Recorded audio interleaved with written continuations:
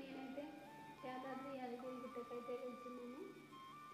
చాలా రోజుల తర్వాత మళ్ళీ ఈ గుట్టకైతే వెళ్తున్నాను. ఇప్పుడు ఎలా ఉందో చూద్దామండి. సో మనం యాదగిరి గుట్టకి వెళ్తున్నట్లయితే స్టార్టింగ్లో మెయిన్ అట్రాక్షన్ అయితే కనిపిస్తుంది. ఇక్కడ రోడ్లు అయితే చాలా అంటే చాలా డెవలప్ చేశారు. సో మధ్యలో గ్రీనరీ చెట్లు చాలా బాగున్నాయి. ఇంకా ముందు చాలా బాగుంటుంది. వెళ్దాం పదండి. ఈ వీడియో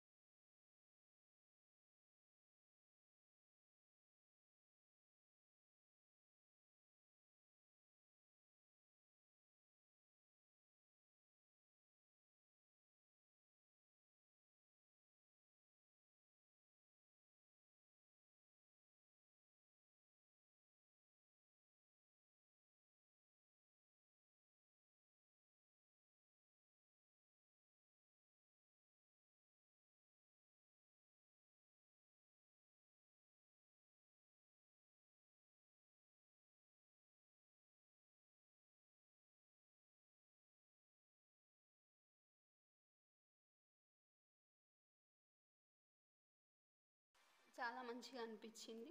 యాదాద్రి టెంపుల్కి వెళ్తున్నట్లయితే ఇక్కడ ఒక భవనం అయితే కనిపిస్తుంది. ఇక్కడ ఈ భవనం అయితే విఐపి వాళ్ళ కోసం అనుకుంటా. చాలా బాగుంది కదా. సో ఇంకా పూర్తి అవ్వలేదు. సో యాదగిరి గుట్టకి వెళ్తున్నట్లయితే మధ్యలో మనకి సురేంద్రపురి రైట్ సైడ్లో కనిపిస్తుంది. మన తెలంగాణలో ఎక్కడా లేనటువంటి గుళ్ళు దేవాలయాలు సురేంద్రపురిలో నిర్మించారు. చాలా బాగుంది. మీరు కూడా తప్పకుండా చూడండి. అలాగే రామాయణ మహాభారతంలో ఉన్నటువంటి కొన్ని ఘట్టాలు ఏవైతే ఉన్నాయో అవి మనకు సురేంద్రపూర్లో కనిపిస్తుంది. మీరు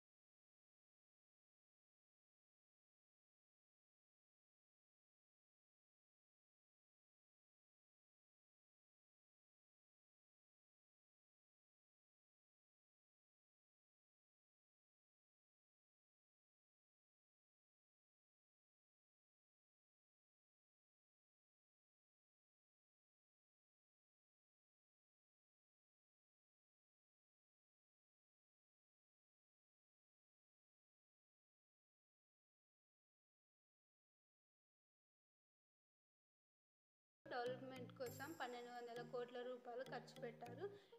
ఇప్పటి వరకు అయితే 840 కోట్ల రూపాయలు ఖర్చు పెట్టారని చెప్పుకోవచ్చు. గుట్ట బ్యాక్ సైడ్ అయితే చాలా బాగుంది. సో పార్కు ఇంకా చెట్లు చాలా బాగుంది. ఇంత ముందడి కంటే ఇప్పుడైతే ఇంకా చాలా బాగుంది. అదేవిధంగా పైన ఉన్న గుడికి మాత్రం 200 కోట్ల రూపాయలు ఖర్చు పెట్టారంట. మిగతా డబ్బులు ఈ కనిపించే మొత్తానికైతే దర్శనం అయితే అయిపోయింది. సో ఇప్పుడు నేను కొంతమందికి నా వంతు సహాయంగా హెల్ప్ చేస్తున్నాను. ఇక్కడికి మీరు కూడా వచ్చినట్టయితే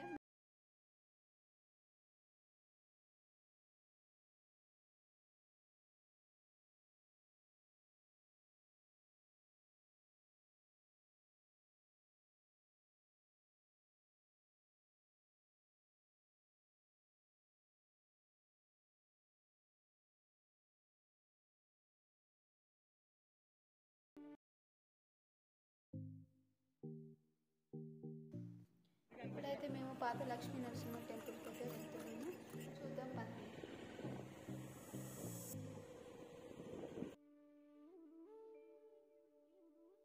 మొత్తానికైతే పాత లక్ష్మీ నరసింహ టెంపుల్కి అయితే వచ్చేసాము. ఇంతకుముందుకు స్వామివారు ఇక్కడనే ఉండేది, ఇప్పుడు పైన ఉంటున్నాడు. సో ఇక్కడ కూడా చాలా బాగుంటుంది. మీరు కూడా యాదగిరి గుట్టకు వచ్చినట్లయితే పాత నరసింహస్వామి గుట్టకు కూడా రండి, ఇక్కడ చాలా బాగుంటుంది. ఈ పాత గుట్టకు ఒక ప్రత్యేకత ఉన్నది, అదేందో చూపిస్తాను.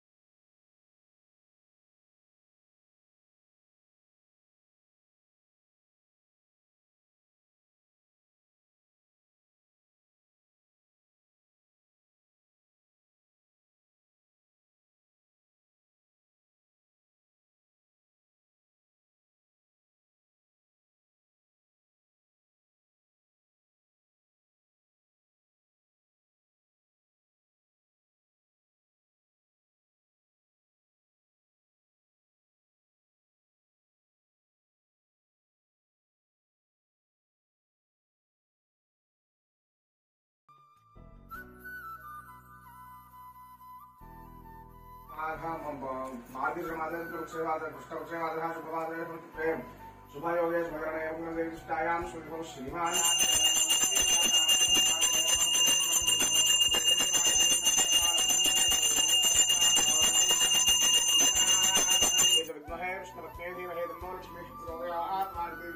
ఇది ఫ్రెండ్స్ మొత్తానికి యాదాద్రి భువనగిరి గుట్ట సంబంధించిన ఫుల్ డీటెయిల్స్.